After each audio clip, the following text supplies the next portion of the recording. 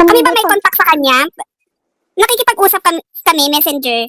Pero not actually me. May mga kaibigan siyang mga Pilipino dito. Dito 911, madali.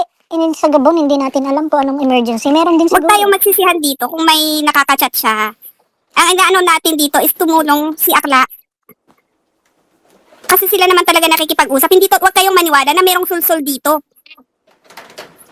Yeah, walang sulat. Kanina ko pa sinasabi. Uy, Bel, kung kilala mo si Akla, ikaw kumausap kay Akla. Makonsensya siya kamo. Siya may contact kay Joanna eh. Kaya nga. Ano ba yan? Naninisi pa. Nakikiusap na nga kami dito oh, kahit kaingit kami. Kami na nagpapakumbaba dahil sa amin, mahalaga ang buhay. Pero yung idol nyo, na idol ng mga amoeba, parang ipis lang yung buhay. Kayang-kayang patayin anytime. Kayang apakan anytime. Ganun lang ba trato nyo sa mga Africans? Kay Joanna, sa mga anak niya, parang mga ipis lang? Tsaka kaya kami nandito, public ang buhay nila. Wag niyo sabihin sol-sol, nakikialam.